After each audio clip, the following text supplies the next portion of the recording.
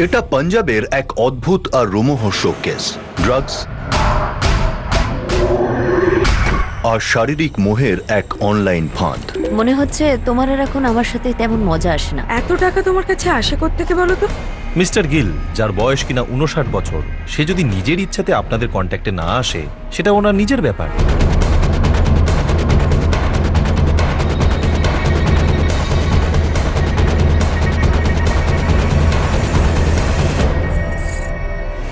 Heavy লাগছে তো তোকে?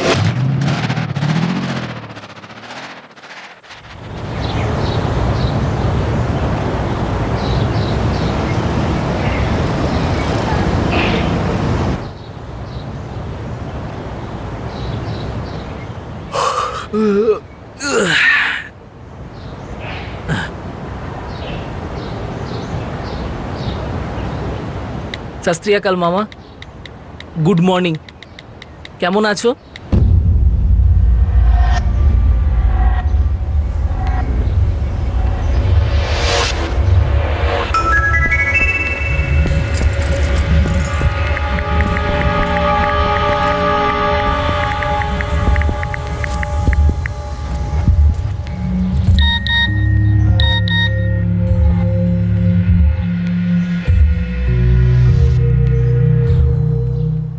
আমি ভালো আছি গোবিন্দ, তুই কেমন আছিস?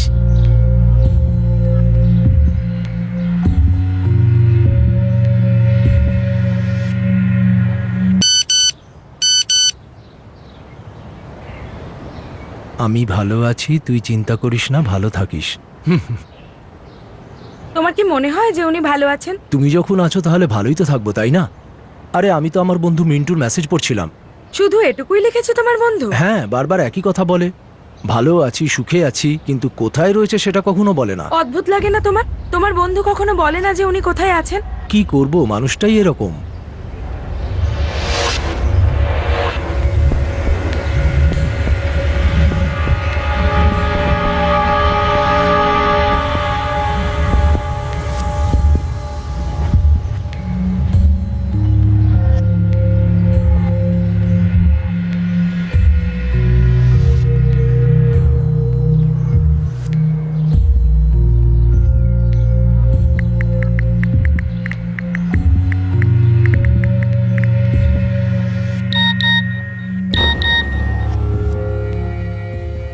ভালো আছি রঘুবীর, শুধু সময়টাই পাস হচ্ছে না। এ আর নতুন কি, কাকাবাবু তো সবসময় মস্তির মুডেই থাকেন, কিন্তু তিনি আছেন কোথায় এখন? আরে কাকা কি আমাদেরকে বলতে যাবে যে এখন কোথায় রয়েছে? কেউ ওনার লাইফে নাক গলাক সেটা উনি ভালোবাসেন না। আমাদের গোবিন্দ, ও জিজ্ঞেস করছিল কাকা কোথায় গেছে। মঞ্জিত আঙ্কেলকে তো নিশ্চয়ই বলেছেন। না, বলেনি মঞ্জিতকে। কিন্তু একটা ব্যাপার আছে, উনি নিজে ছোটবেলার বন্ধু মঞ্জিত আঙ্কেলকে জানালেন না, আমাদেরকে কি জানাবেন? কেউ জানে না উনি কোথায় রয়েছেন, টপ সিক্রেট রয়েছে ওটা।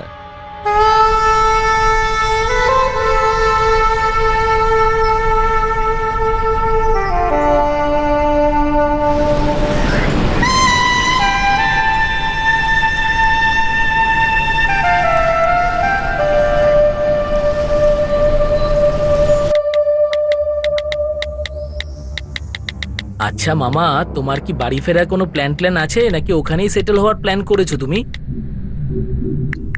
আরে ওই শালা মিন্টু, অনেক কপচেছিস। তুই ব্যাংকক থেকে কবে আসছিস? কিছু জিনিস আনাতাম। কাকা, গুরুনামপুর ফিরেই আমাকে ফোন অবশ্যই করো। ভাই গোবিন্দ, আমি কিন্তু দুধ খাওয়া কোনো বাচ্চা নই। যেখানেই আছি খুব ভালো আছি। রিটার্ন টিকিট যদিও এখনো বুক করিনি, তবে দারুণ আছি রে ভাই। যাবো যখন তোদের জন্য কিছু নিয়ে যাব, কিন্তু কবে যাব আমি বলতে পারছি না। ব্যাংককে আমি দারুণ কাটাচ্ছি রে ভাই। রঘুবীর, আমার আদরের ভাইপো, একদম টেনশন করিস না, আমি এখানে দারুণ আছি রে। 16 এপ্রিল আমি ফিরে আসছি। জেনে শান্তি পেলি তো? গোবিন্দের মামা, মঞ্জিতের বন্ধু মিন্টু আর রঘুবীরের কাকা আসলে একজন ব্যক্তি। নাম হরজিৎ গিল, বয়স 59 বছর। ঘুরতে যাওয়ার পর হরজিৎ গিল কখনো ফোনে কথা বলেননি, শুধু তার মেসেজ এসে গেছে। হরজিতের ভাগ্নে গোবিন্দ ভাইপো রঘুবীর আর প্রিয় বন্ধু মঞ্জিত চ্যাট অ্যাপ্লিকেশন দ্বারা হরজিতের সঙ্গে কথা বলছিলেন। 16ই এপ্রিল হরজিত গিলের গুরনামপুরে ফিরে আসার কথা। তার সব প্রিয়জনেরা তার জন্য অধীর আগ্রহে অপেক্ষা করছিল।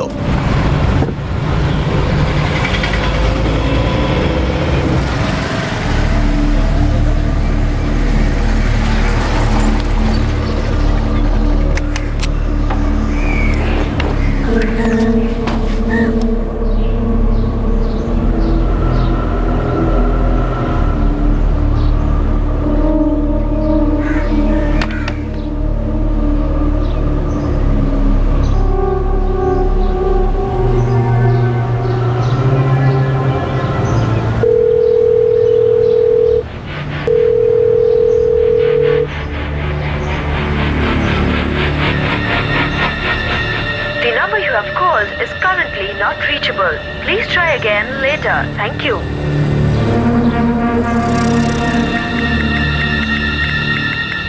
মামা কোথায় আছো তুমি?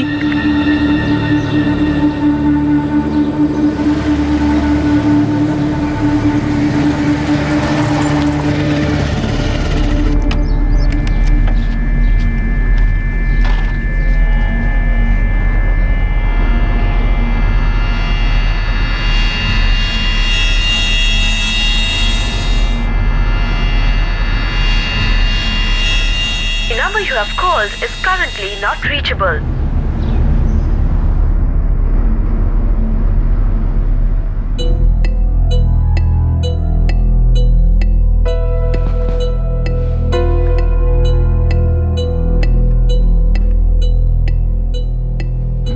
তিন সপ্তাহ হয়ে গেল, কতদিন কথা হয়নি।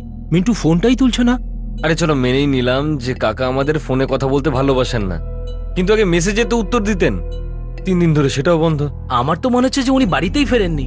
বাড়িতে তো দেখছি 3 দিন ধরে তালা লাগানো রয়েছে। মজা করে বলছিল ব্যাংককেই নাকি থেকে যাবে, ওখানেই রয়ে গেল না তো। আরে আঙ্কেল, ওনার যা করা করুক, এটা ওনার জীবন, কিন্তু অন্তত আমাদের মেসেজগুলো রিপ্লাই তো দেবে।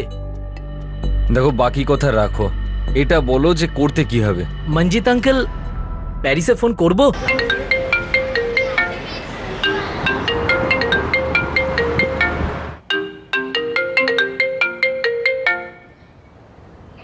হ্যালো, চাঁদনি মামি। সত শ্রী আকাল মামি, আমি গুরনামপুর থেকে গোবিন্দ কথা বলছি। সত শ্রী আকাল গোবিন্দ, কেন ফোন করেছিস? আচ্ছা মামি, জিজ্ঞাসা করছিলাম যে মিন্টু মামা কি তোমার সাথে ওখানে আছে? যদি থাকতো। গত 6 বছর ধরে আমি ওর জন্য ওয়েট করছি। বলে গিয়েছিল কখনো ফিরবে না। আচ্ছা কি হয়েছে? ব্যাংকক থেকে এখনো ফেরেনি না? না মামি, মামা তো এখনো ফেরেনি, সেই জন্য আমরা সবাই চিন্তিত হয়ে পড়েছি। অদ্ভুত কথা, কিন্তু ও তো আমাকে বলেছিল 3-4 সপ্তাহের প্রোগ্রাম আছে ব্যাংককে। শোনো, আমি মাত্র 2 সপ্তাহ ব্যাংককে থাকবো। 2-4 সপ্তাহ? কোনো বিজনেসের প্ল্যান আছে নাকি? আরে দূর, বিজনেসের কথা বাদ দাও তো, মাথা থেকে ব্যবসাটা সরাতো। সারা জীবন কি শুধু এই ব্যবসাই করব? এখন শুধু একটু এনজয় করছি, একটু এদিক ওদিক বেড়াই। কবে বেরোচ্ছ তুমি? সামনের সপ্তাহে চণ্ডীগড় যাচ্ছি। হেমন্ত আছে না আমার বন্ধু, ওর জন্মদিন। ব্যাস, ওখান থেকে সোজা ব্যাংকক। আচ্ছা হ্যাঁ, শ্যাম কেমন আছে? শ্যাম ওই রকমই আছে যেরকম ও থাকে, দিনরাত বিজনেস নিয়ে পড়ে থাকে। আরে সাবাস, দারুণ ব্যাপার। আর এই বয়সটাই তো খাটাখাটি করার সময়। আর তুমি ওর হাতে ছেড়ে দিয়ে এখন আরাম করছো। তুমি কেন ফিরে আসছো না? আমার ওখানে একদম ভালো লাগে না চাঁদনি, একদম ভালো লাগে না। এ তো গত মাসের কথা, আমার ওর সাথে তখনই লাস্ট কথা হয়েছিল। আমার সাথে, রঘুবীর দাদার সাথে আর মঞ্জিত আঙ্কেলের সাথে ওনার 4 দিন আগেই কথা হয়েছিল যে উনি 16 তারিখ ফিরে আসছেন ব্যাংকক থেকে গুরনামপুরে। তাহলে এখনো ফেরেননি নাকি? কি করে বলবো মামি, 2-3 দিন ধরে তো আমি তো বাড়ির আশেপাশে অনেকবার ঘুরেছি। বাড়িতে তো দেখছি তালা লাগানো, না তো উনি ফোন ধরছেন, না আমাদের SMS এ রিপ্লাই করছেন। আরে এটা কোনো নতুন কথা নাকি? ওর মুড হয়েছে অন্য কোথাও চলে গেছে। সব সময় এরকমই ছিল। আমি তো অনেক বছর ধরেই ওকে চিনি। তোমার মিন্টু মামার মুড সম্পর্কে কিছু বলাই যায় না।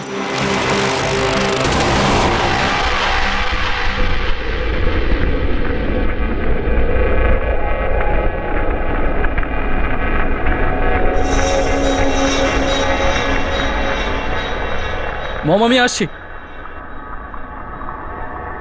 কি হলো মম, মনে হচ্ছে টেনশনে আছো? শ্যাম, ওই তোমার দাদা গোবিন্দের ফোন ছিল। About what? জিজ্ঞেস করছিল যে তোমার বাবা এখানে চলে আসেনি তো। ও ওখানে সবার থেকে আউট অফ কন্ট্যাক্ট হয়ে গেছে, একই রকম রয়ে গেল।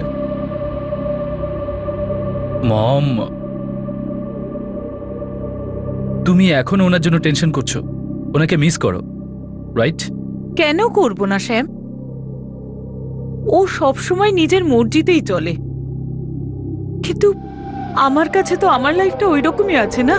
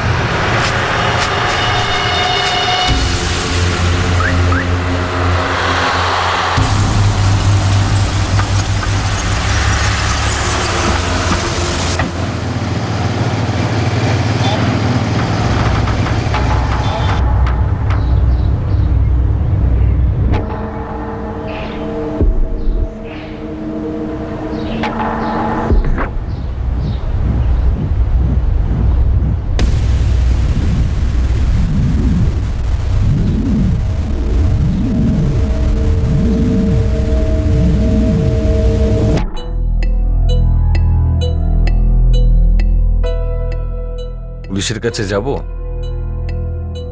কিন্তু দাদা, ওদেরকে বলবোটা কি? এই যে হরজিৎ গিল ওরফ মিন্টু বাবু, ওনার কোনো খবর নেই। তার মানে আমরা পুলিশকে এটা বলবো যে মামা মিসিং? কিন্তু উনি কি সত্যি মিসিং?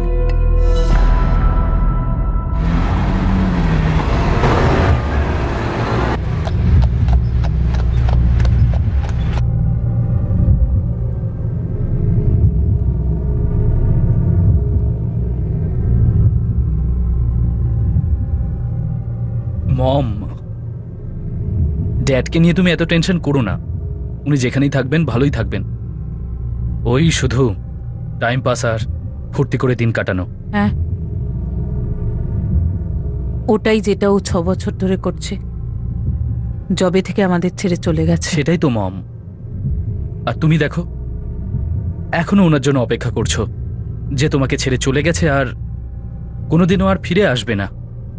এবার ভুলে যাও ওনাকে। আশা ছাড়া আর কি করতে পারি আমি? শিওর মম, কিন্তু সময় কারোর জন্য অপেক্ষা করে বসে থাকে না।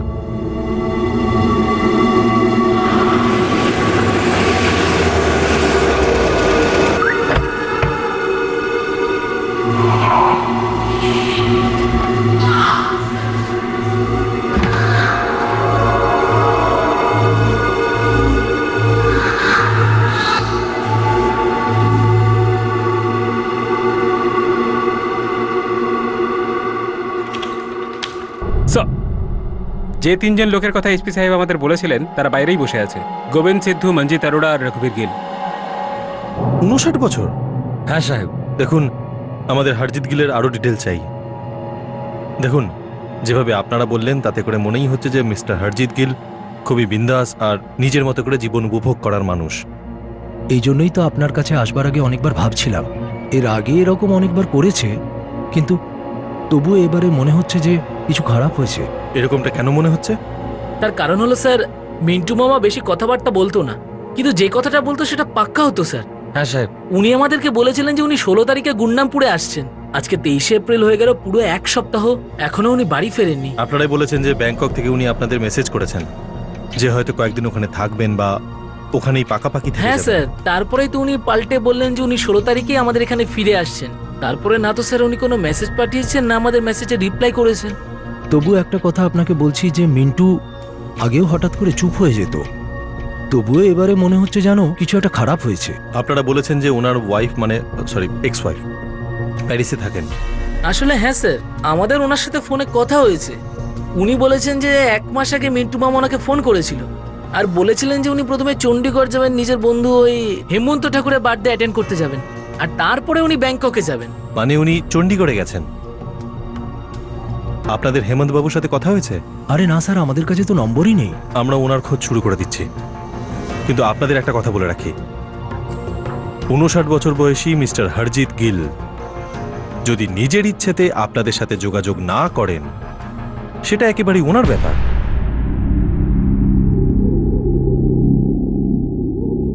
আর এইভাবে খোঁজ শুরু হলো 59 বছরের হরজিৎ গিলের জন্য, যে নিজের জীবন নিজস্ব টার্মস অ্যান্ড কন্ডিশনসে কাটিয়ে এসেছেন। এই খোঁজে বহু আশ্চর্যজনক অতীতের কঙ্কাল উঠে আসতে চলেছে, আর আলোয় আসতে চলেছে এমন একটা সত্যি যে কেউ কি এমন ছিল যে চাইছিল না যে হরজিৎ গিলকে খোঁজা হোক। একটা গভীর ষড়যন্ত্রমূলক ফাঁদ পাতা হয়েছিল, যেখানে এই অনুসন্ধান শেষে অসম্ভব বলে মনে হচ্ছিল।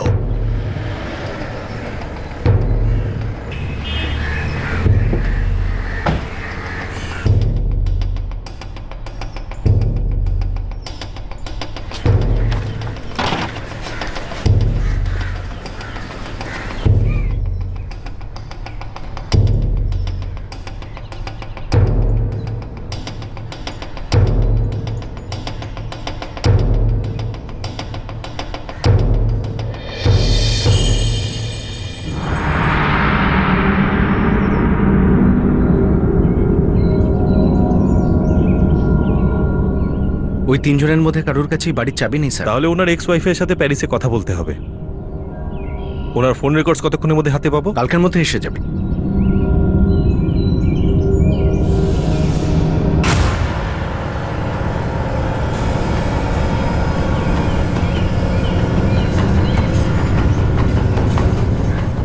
গাড়ির এই টায়ারের চিহ্নটা দেখতে পাচ্ছ? হরজিৎ গিলের নিজের গাড়ি আছে? আগে হ্যাঁ, মিন্টু মামার কাছে গাড়ি আছে। কোন গাড়ি স্যার সেটা তো ঠিক মনে নেই স্যার, সিডান হবে হয়তো। নাম্বার? নাম্বার নাম্বার কোনোদিনও খেয়ালই করিনি।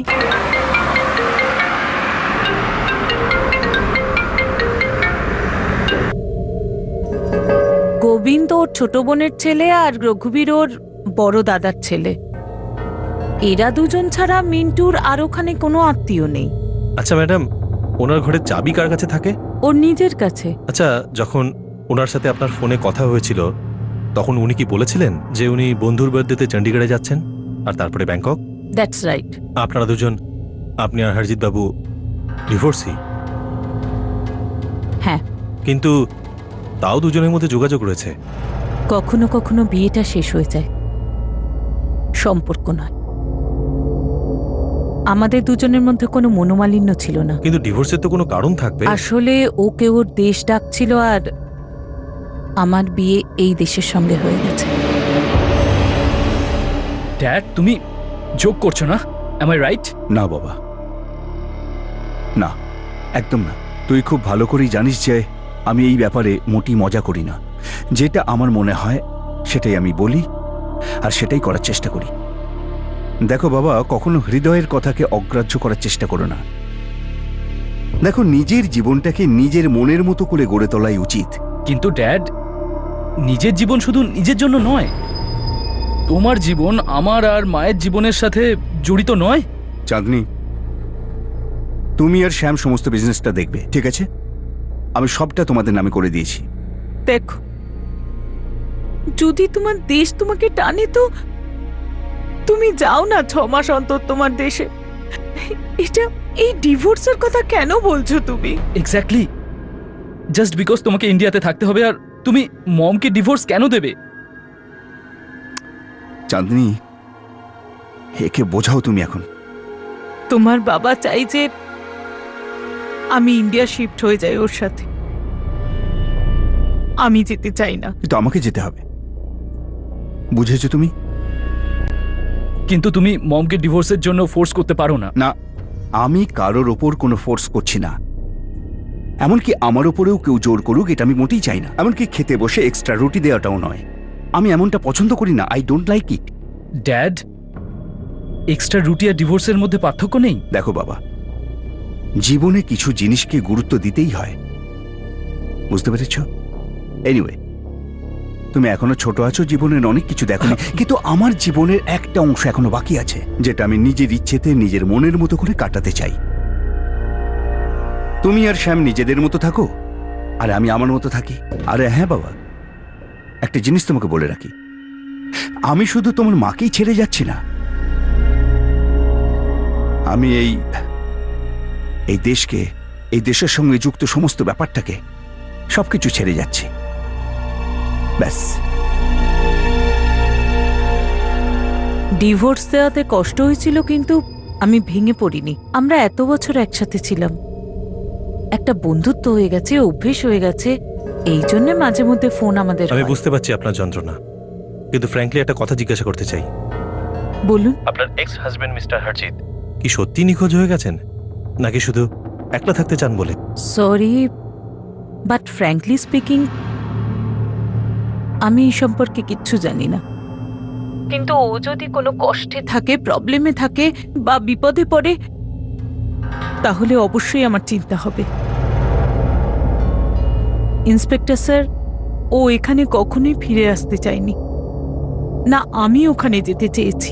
কিন্তু আমি সব সময় এটাই চাইবো ও যেখানে থাকুক ভালো থাকুক, সুখে থাকুক। থ্যাংক ইউ চাঁদনী দেবী।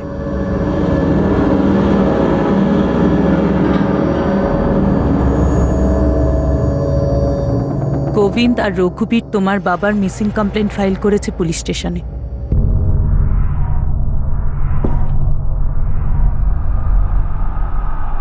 চলো, লেটস হোপ পাঞ্জাব পুলিশ ওনাকে খুঁজে বার করুক। অ্যাটলিস্ট কম করে ড্যাডকে আমরা দেখতে তো পাবো। স্যার, এই হারজিত গিল ওরফে মিন্টু, এনার একটা বাড়ি আছে, প্রাইম প্রপার্টি, কম করে 2 কোটি টাকার মতো। এই হারজিত খুবই ধনী লোক দেখছি। প্যারিসে বড় বিজনেস আছে যেটা এক্স ওয়াইফ চাঁদনী আর তার ছেলে সামলায়। সেখান থেকেও ভালো টাকা কামাই আছে, মানে খুবই বড় লোক দেখছি। স্যার, এমন কে হতে পারে যে এই বড় রেসকে মেরে নিজের রেস হবে? যে মানুষটা নিজেই নিজের খেয়ালে থাকে, সমাজের চোখে কেন ধরা দিতে যাবে? আমার কি মনে হয় জানো? কি স্যার? আমার মনে হয় নিশ্চয়ই কিছু একটা ঘটেছে। কেউ এনার সম্পত্তি দখল করতে চাইছে। এই পুরোপুরি নিখোঁজ হয়ে যাওয়া, গায়েব হয়ে যাওয়া, এটা তার একটা চাল আমাদের বিভ্রান্ত করার জন্য।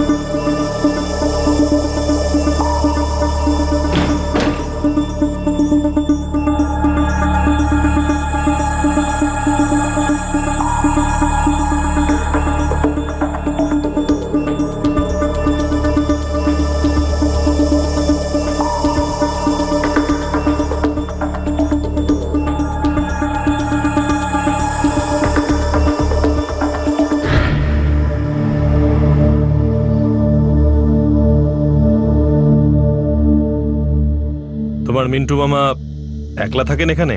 হ্যাঁ স্যার। মনে হচ্ছে অনেকদিন ধরে এখানে আসেনি। স্যার এটা চন্দ্রপাল, এখানকার সিকিউরিটি গার্ড।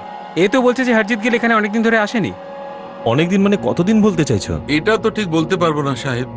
হরজিৎ বাবু সবসময় নিজের মতোই থাকতেন, কারোর সঙ্গে কিছু কথাই বলতেন না। ওর একটা চাকরও আসতো, ধীরেন্দর। বীরেন্দার? তুমি চেনো বীরেন্দারকে?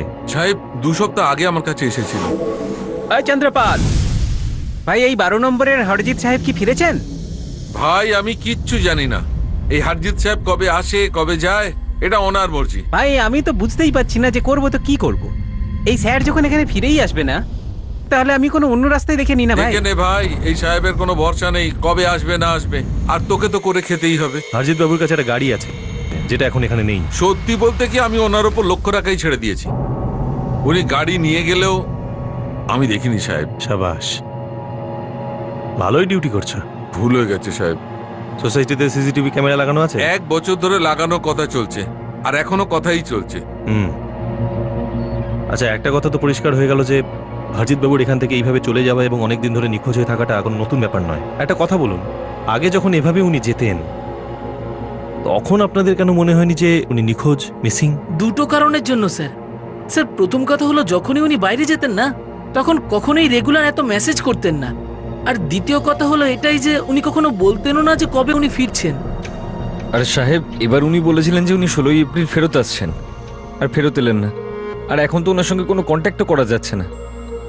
সেজন্যই আমাদের একটু অদ্ভুত লাগছে সাহেব।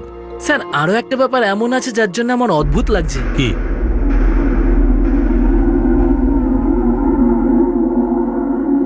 পুলিশের কাছে যাব? কিন্তু দাদা, ওদেরকে কি বলবো আমরা? এই যে হরজিৎ গিল ওরফে মিন্টু বাবুর কোনো খবর নেই। তার মানে আমরা পুলিশকে এটা বলবো যে মামা মিসিং? কিন্তু উনি কি সত্যি মিসিং?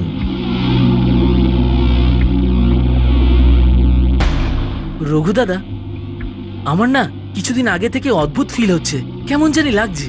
যবে থেকে আমার কাছে এই মেসেজটা এসেছে, আমি বিন্দাস আছি গোবিন্দ, তুই কেমন আছিস? এতে আবার কেমন লাগার কি হয়েছে? মঞ্জিত আঙ্কেল, মিন্টু মামা না আমাকে কখনো গোবিন্দ বলে ডাকতো না, সবসময় টিঙ্কু বলতো, টিঙ্কু। আর এই মেসেজে আমাকে গোবিন্দ লিখেছে। এটা তো ঠিক। মামা আমাকে যে মেসেজটা করেছিল সেটাতেও রঘুবীর লিখেছিল আমার নাম, কিন্তু কাকা তো আমাকে সবসময় রঘু বলে ডাকতো। স্যার সেই কারণে আমাদের মনে হলো যে আপনাদের জানানো উচিত।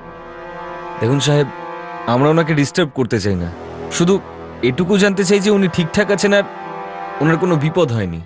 স্যার আমাদের মামা একটু বেয়াক্কালে টাইপের, কিন্তু যতদিন পর্যন্ত খবর না পাচ্ছি উনি ভালো আছেন, আমাদের তো টেনশন কমছে না স্যার। চন্দ্রপাল, হরজিৎ বাবুর যে চাকর, কি নাম বললে? বীরেন্দার? হ্যাঁ সাহেব। ডাকো একবার। আগে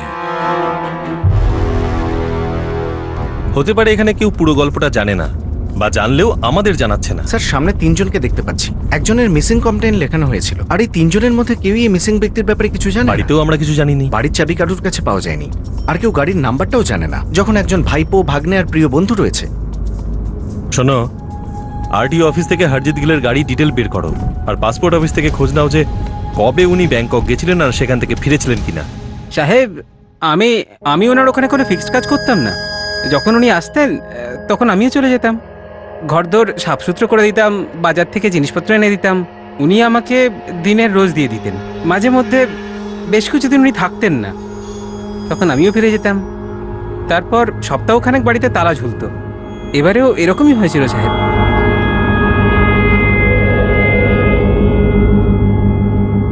তখন তুই কি করতি?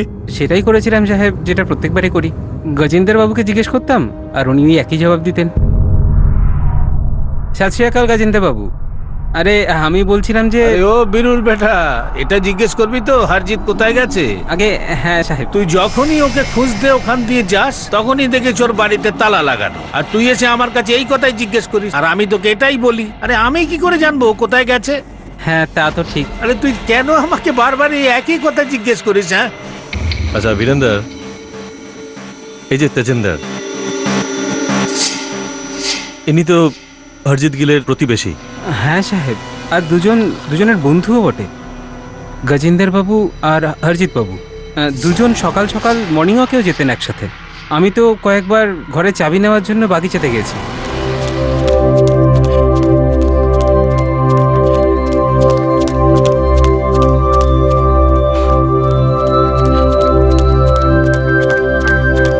আরে কি বুড়োদের মতো হাঁপাচ্ছিস?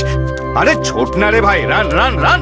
আরে হরজিৎ, বুড়ো বয়সে তুই যদি মিল্খা সিং হতে চাস তাহলে লাগা দো।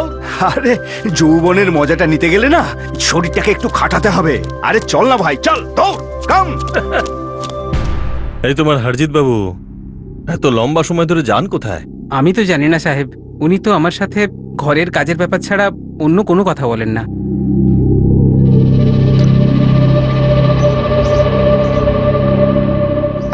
বীরেন্দর, একটা ব্ল্যাক কফি বানিয়ে দাও না ভাই। হ্যাঁ মালিক।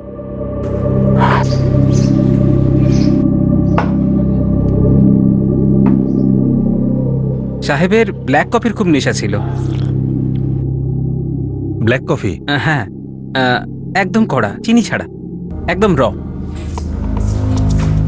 স্যার আমাদের গুরনামপুরে অনেক লোকের নামই হরজিৎ। এখানে সময় লাগবে স্যার ইনফরমেশন বার করতে। ভুল যেন না হয় রিতেশ, হরজিৎ গিল পুরো নাম, ওর অ্যাড্রেস দিয়েছি, খুব তাড়াতাড়ি ডিটেলস চাই। ঠিক আছে স্যার, আমি যত তাড়াতাড়ি সম্ভব আপনাকে ইনফরমেশন দিচ্ছি। স্যার হরজিৎ বাবুর ফ্রেঞ্চ পাসপোর্ট আছে, আর আমি ফরেন ডিপার্টমেন্ট থেকে খোঁজ নিলাম। ব্যাংকক গেছিল? আগে না, ব্যাংকক তো কোনোদিন যাইনি, আর গত 2 মাসে আউট অফ ইন্ডিয়াতেও যায়নি।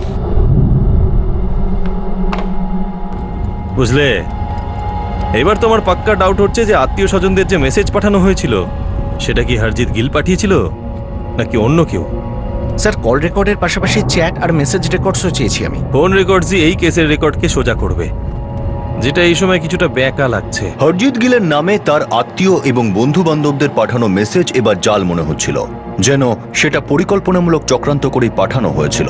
এই মিসিং কেসের ড্রামায় এবার আরো কিছু তথ্য তালাশ অর্থাৎ সার্কামস্ট্যান্সিয়াল এভিডেন্সের তদন্ত হতে চলেছিল, আর এই তদন্ত হরজিৎ গিলের জীবনের আসল সত্যি প্রকাশ্যে আনতে চলেছে।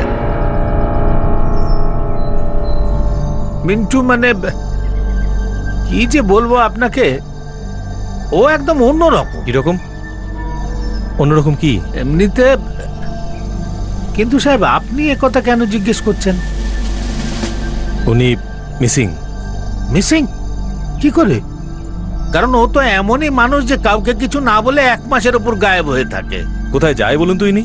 আপনারা তো একসাথে মর্নিং ওয়াক করেন, আপনাকে কিছু বলেনি? কোনো হিন্ট দেয়নি? আগে না, ও তো সবসময় নিজেকে ব্যস্তই দেখায়। একটা কথা বলবো আপনাকে, ও তো আমার বয়সী হবে, কিন্তু নিজেকে একদম জওয়ান ভাবে। দৌড়বে, লাফাবে, ছুটোছুটি করবে, আর কখনো কখনো তো একেবারে উল্টো পাল্টা কথা বলতে থাকে।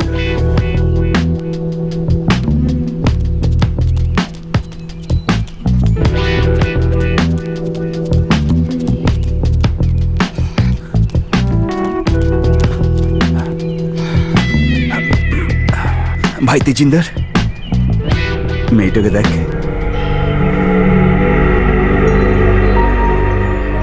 একটু তো মান সম্মান রাখ, ও হলো সুরজিতের বউ, বয়স তো তোর হাঁটুর বয়সই হবে। আরে এই বুড়ো, শুনতে পাসনি তুই? এই জাস্ট নাম্বার। আরে বয়সের কথা ভাবিস কেন? বয়সটা কোনো ফ্যাক্টরি নয়, বয়সের কোনো এক্সপায়ারি ডেট হয় না, বুঝতে পেরেছিস? বুড়ো কোথাকার। একটা সত্যি কথা বলবো আপনাকে, প্লিজ, কারণ মিথ্যেতে আমার অ্যালার্জি আছে, চট করে ধরে নি। আমি এই মিন্টুর সঙ্গে কোনো সম্পর্কই রাখতে চাই না। আমি ওর থেকে সবসময় দূরে থাকতে চাই, আর ও আমাকে খুব বোরিং ভাবে। ও ভাবে যে বুড়োদের মধ্যে আমি ইয়াং। কোনো অ্যাফেয়ার? আমি তো বলতে পারবো না সাহেব, কিন্তু যদি ওর কোনো সম্পর্ক হয়েও থাকে তাহলে আমি আশ্চর্য হব না। আমি আপনাকে বললাম না যে ও একটু সবার থেকে আলাদা, ও সবসময় নিজের মধ্যেই থাকে, ওর কিছু না কিছু একটা প্রাইভেট সবসময় চলতেই থাকে। পরের দিন হরজিৎ গিলের কল রেকর্ড এলো, আর কিছু এমন ডিটেইল সামনে এলো যা আশ্চর্যজনক তো ছিল, কিন্তু জটিলও ছিল। ফোন রেকর্ডসের হিসেব মতো গত 1 মাস ধরে দেখা যাচ্ছে মিস্টার হরজিৎ গিল পাঞ্জাবেই আছেন, পবনকোটে। স্যার 25 মার্চ থেকে আজ পর্যন্ত প্রায় 1 মাস হয়ে গেছে। এই ফোন থেকে কাউকে ফোন করাও হয়নি, ফোন আসেওনি। মিস কলগুলো তো রেকর্ডে পাওয়া যাবে না, চ্যাটস আর মেসেজেস গুলো কি স্ট্যাটাস? স্যার ওর ভাগ্নে গোবিন্দের সাথে লম্বা চ্যাট হয়েছে।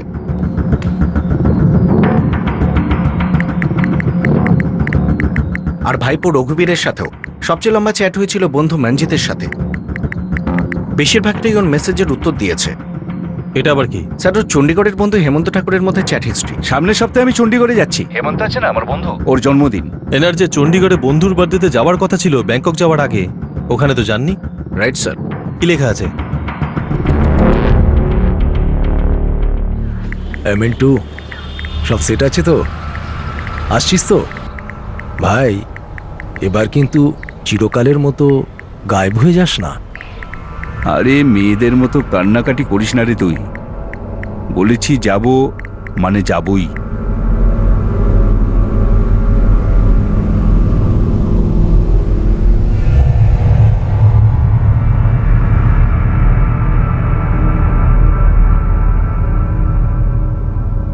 তারপর হেমন্ত লিখছে, তুই মিথ্যেবাদী, পৌঁছয়নি। তারপর হরজিৎ রিপ্লাই করে, সরি, হঠাৎ করে আমার ব্যাংকক যাওয়ার প্ল্যান হয়েছে, ফিরে এসে দেখা করব। তারপর স্যার ওর সাথে কথা হয়েছে। তারপর হেমন্তের মেসেজ, কবে আসছিস, কবে দেখা হবে, আসবি কি আসবি না, কিরে কোনো রিপ্লাই দিচ্ছিস না কেন, dot dot dot, Mintu question mark. আর তারপর 14ই April last message sir, Mintu তুই ব্যাংকক গেছিস কি যাসনি, নাকি বোকা বানাচ্ছিস, মিন্টু সিং ডটস। এই যে আমাদের মিসিং ভদ্রলোক মিস্টার হরজিৎ গিল ওরফে মিন্টু, ইনি নিজের বন্ধুর বার্থডে পার্টিতে চণ্ডীগড়ে যাননি, যেমনটা ইনি এক্স ওয়াইফকে বলেছিলেন। আর আবার ইনি ব্যাংককও যাননি, যেটা কিনা বন্ধুদের আত্মীয়দের এক্স ওয়াইফকে বলেছিলেন। স্যার যদি সেভাবেই দেখা যায় তো মিন্টু খুবই মুটি, কিন্তু ও এমন কিছু করেনি যার জন্য ওর বিপদ হতে পারে। আর এই 3 জন মানুষ এনার মিসিং কমপ্লেন নিয়ে আমাদের কাছে আসে। স্যার কেউ তো আছে যে মিসিং হওয়ার নাটক করে আমাদের বিভ্রান্ত করার চেষ্টা করছে। কিন্তু কে কাকে বিভ্রান্ত করছে?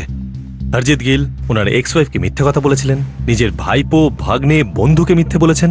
আচ্ছা, এমনটা নয় তো যে এই হরজিৎ গিল এদের আর আমাদের দুজনকেই বিভ্রান্ত করছে? স্যার এক্স ওয়াইফ আর বাকিরা বলছে ও ওদের তাই বলেছে, কিন্তু আমরা জানি না কে কাকে কি বলেছে। স্যার হতে পারে এই এক্স ওয়াইফ বা এই 3 জন, অথবা এদের মধ্যে কোনো একটা কম্বিনেশন আমাদের বিভ্রান্ত করছে। দুটোরই সম্ভাবনা আছে মনে হচ্ছে। কিন্তু একটা ব্যাপারে খটকা লাগছে যে এনার নিখোঁজ হওয়াতে বা না হওয়াতে এদের 3 জনের কি লাভ হবে, আর এক্স ওয়াইফের বা কি? স্যার এমনিতেই তো খুব বড় লোক, প্রচুর টাকা পয়সা, আর নিজের স্ত্রীকে জোর করে ডিভোর্স দিয়েছে। হতে পারে এটা বদলার কেস। আমরা তো এখনো এটাও জানি না যে এটা কেস কি কেস নয়, কিন্তু একটা কথা আমি জোর দিয়ে বলতে পারি, এই ব্যাপারটা বেশ গভীর। স্যার গভীর যদি মনে হয় তাহলে আমরা নিচে যাই, এই মিন্টুর আগের জীবনের খোঁজ নিই আমরা। একটা কাজ করো, এর 3 মাসের ফোন রেকর্ডস বার করো, আর দরকার পড়লে সারা বছরের। স্যার তুমি হয়তো ঠিকই বলেছ, এই গল্পের প্রথম পাতায় লেখা আছে হরজিৎ নামের একজন কেউ ছিল, লোকে যাকে ভালোবেসে মিন্টু ডাক, আর যে টাকা রোজগারের জন্য নিজের গ্রাম ছেড়ে প্যারিসে যায় আর ওখানে গিয়ে প্রচুর কামায়, আর 6 বছর আগে নিজের বউকে ডিভোর্স দিয়ে দেয়, আর প্যারিসে সমস্ত কিছু ছেড়ে নিজের গ্রামে ফেরত চলে আসে। এখন একটাই কথা চিন্তা হচ্ছে যে এই ফিরে আসার পেছনে কি গ্রামের প্রতি প্রেম ছিল নাকি অন্য কিছু?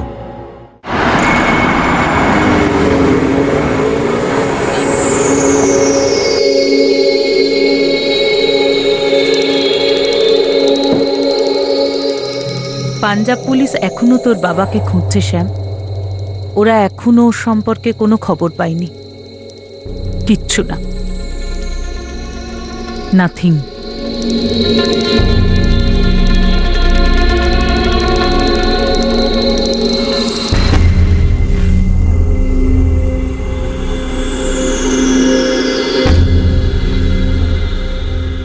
আগে হ্যাঁ, হেমন্ত ঠাকুরই বলছি ইন্সপেক্টর। হ্যাঁ হ্যাঁ, হরজিৎ গিল আমার বন্ধু। কি হয়েছে, কি হয়েছে ইন্সপেক্টর? আপনি গুরুনামপুর কত তাড়াতাড়ি আসতে পারবেন? আপনি কি প্লিজ আমাকে বলবেন আমার বন্ধুর সাথে কি হয়েছে? আমরা জানি না, এটাই জানতে চাইছি আমরা। আমি বুঝতে পারলাম না, হরজিৎ কোথায়? দেখুন আমরা সেটাই জানতে চাইছি। আমাদের কাছে ওনার মিসিং কমপ্লেন্ট আছে। আপনি বেরোচ্ছেন তো?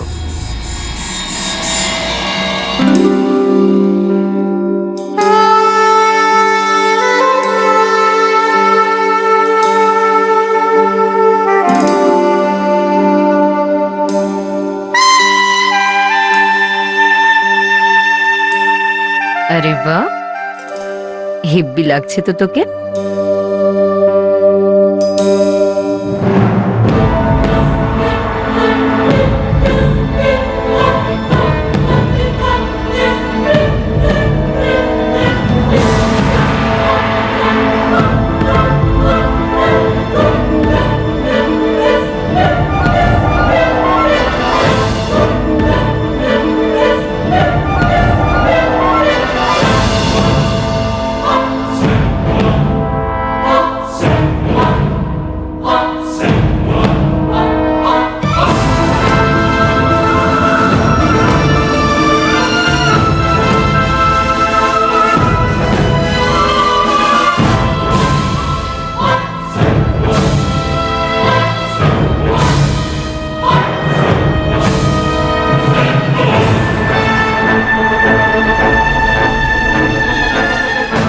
পবনকোট?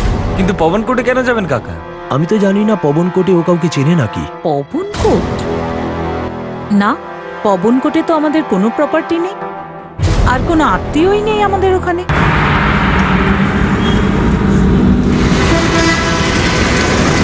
স্যার, চাঁদনি, গোবিন্দ, রঘুবীর আর মঞ্জিত সকলের সাথে কথা হলো। সকলেই বললো যে পবনকোটের সাথে ওদের কোনো সম্পর্ক নেই, না কোনো প্রপার্টি আর না কোনো সম্পর্ক।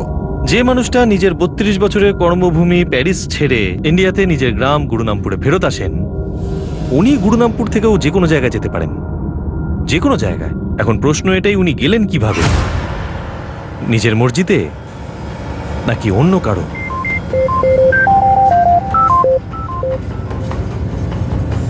স্যার, অরিজিতের বন্ধু হেমন্ত ঠাকুর অন দ্য ওয়ে। স্যার, ওই হয়তো বলতে পারবে পবনকোটের কানেকশনের ব্যাপারে। 4 এপ্রিল ওর চণ্ডীগড়ে আসার কথা ছিল, কিন্তু এলো না। লাস্ট কবে কথা হয়েছিল ওনার সাথে? মার্চের শেষের দিকে। আরে ভাই হেমন্ত, আমি যখন বলেছি মার্চে যাব, তখন আমি যাবই। গতবারের মতো এবারেও মিথ্যে কথা বলিস না। আরে ভাই, 4 মাস আগে দেখা করেছিলাম। তোর লাইফে হচ্ছেটা কি বলতো, বলবি? আরে কিচ্ছু হয়নি রে ভাই, কিচ্ছু। আবার নাটক করছি। ভাই, তুই এতদিন কোথায় ছিলি বলতো, বলবি? আরে জীবনটা না শুধু আনন্দ আর মজা করার জন্যে, আর আমি মজা করছি, দারুণ ফুর্তিতে আছি। এই জীবনটা না আপন জনদের সঙ্গে কাটানোর জন্য।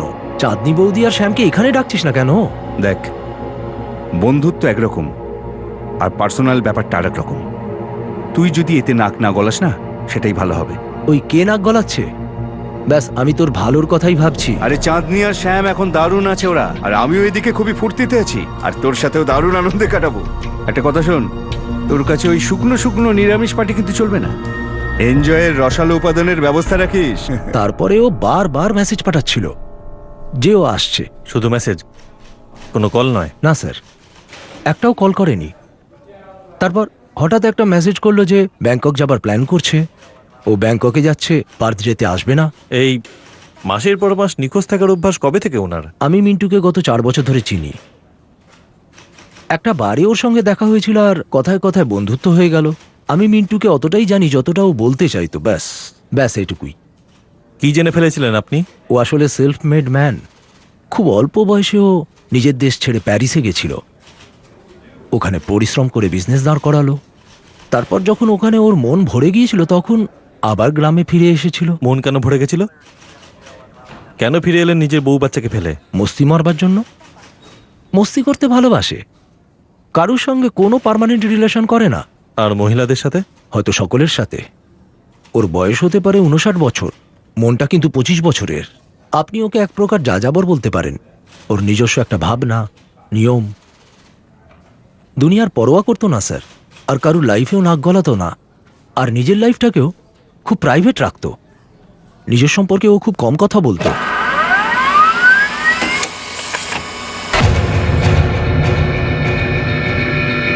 পুলিশ হরজিৎ গিলের পুরনো ফোন রেকর্ড বের করে, আর খুব তাড়াতাড়ি পুলিশের হাতে হরজিতের গাড়ির ডিটেলসও আসতে চলেছে। অন্যদিকে পবনকোট ক্রাইম ব্রাঞ্চ একটি ড্রাগ কনসাইনমেন্টের টিপ পায়।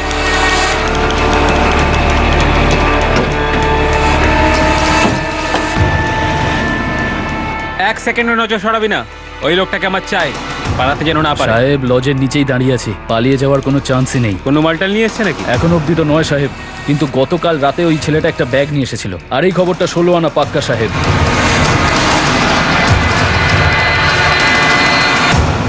স্যার, অরিজিতের 5 মাসের ফোন রেকর্ড চেক করেছি, সন্দেহ করার মতো কিছু পাইনি। কিন্তু কিরণ নামে একজন মহিলা আছেন, অরিজিৎকে চেনেন, কথাও হয় ওর সাথে। তোমার কথা হয়েছে কিরণ পুঞ্জের সাথে? হ্যাঁ, আমি কিরণ বলছি, কিরণ পুঞ্জ। অরিজিৎ গিলকে চেনেন আপনি? ডাকনাম মিন্টু। হ্যাঁ জানি, মিন্টু বাবু তো আমার খুব পরিচিত ছিল। ছিল মানে? 2 মাস আগে অবধি তো ছিল। বলতে পারেন মিন্টু এই মুহূর্তে কোথায় আছে? 2 মাস ধরে তার কোনো পাত্তা নেই, অন্তত আমি তো জানি না। গুরুনামপুরের স্যার, ঘন্টাখানেকের মধ্যে পৌঁছে যাবে। কিন্তু কেউ খুব বেশি বলেনি স্যার, আমি খোঁজ নিয়েছি, একাই থাকেন, ডাইভোর্সি। ঠিক আছে, আসতে দাও, দেখা যাক এনার সাথে আবার কি ঘটনা ঘটিয়েছে।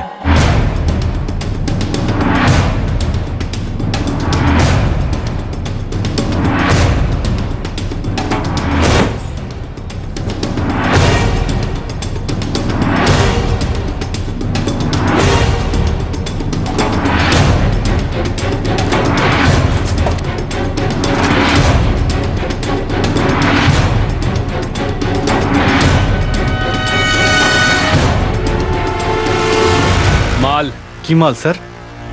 আমি কিছু জানি না।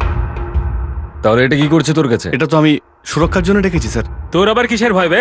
জানি না স্যার। আমি জানি তোর সব থেকে বেশি ভয় আমাদের থেকে। আর এখন তো তোর হাতিয়ারও আমরা পেয়ে গেছি। ড্রাগস কোথায়? আমি কিচ্ছু জানি না স্যার। বলে দে কোত্থেকে এসেছে মাল আর কার কাছে যাচ্ছে। নিজের গুরুর নামটা বল, না হলে আমি তোর খেলা শেষ করে দেব।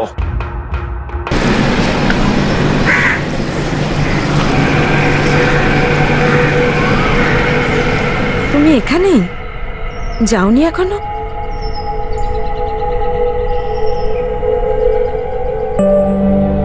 মুড নেই রে। তোর হাজবেন্ড চলে গেছে? আজ আবার ডাবল ডিউটি।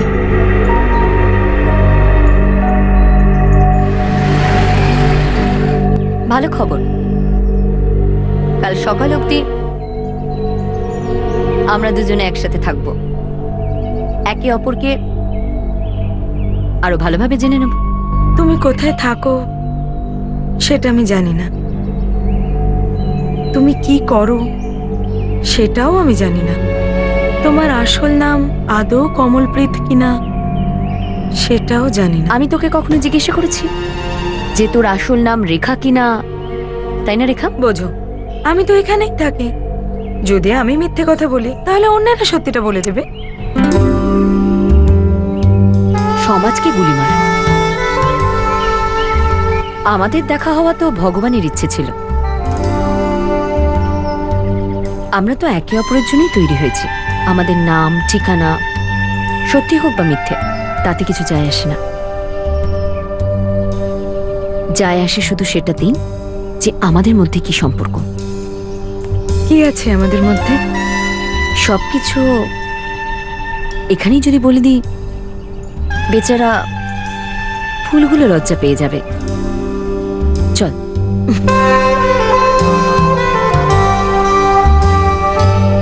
এমনিতে তো এটি একটি মিসিং কেস ছিল হরজিৎ গিলের, যাকে নিখোঁজ মনে করা হচ্ছিল। কিন্তু এই কেস চলাকালীন তার বিভিন্ন দিক থেকে বহু পথ বেরিয়ে আসছিল, যা এখনো পর্যন্ত কোনো একটি লক্ষ্যে পৌঁছানোর দিশা দিচ্ছিল না।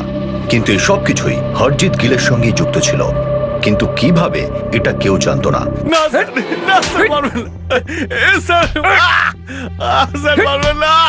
একদিকে পবনকোট ক্রাইম ব্রাঞ্চ একটা ড্রাগ কার্টেলের পিছনে পড়েছিল, আর অন্যদিকে গুরনামপুর পুলিশ নতুন লিড কিরণ পুঞ্জের মুখোমুখি হওয়ার জন্য অপেক্ষা করছিল।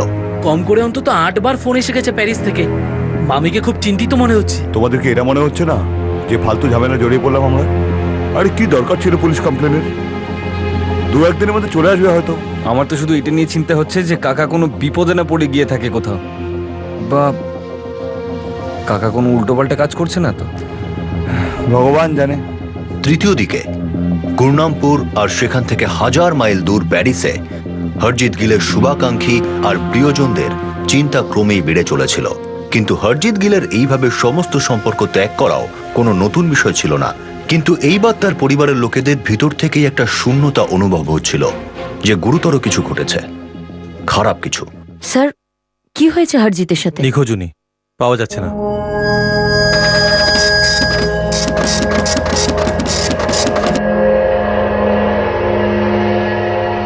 আসলে আমাদের 15ই ডিসেম্বর আলাপ হয়েছিল, আর এই বছরের মার্চ অবধি আমরা টাচে ছিলাম। এসব আমরা জানি আপনার ফোন রেকর্ডস থেকে।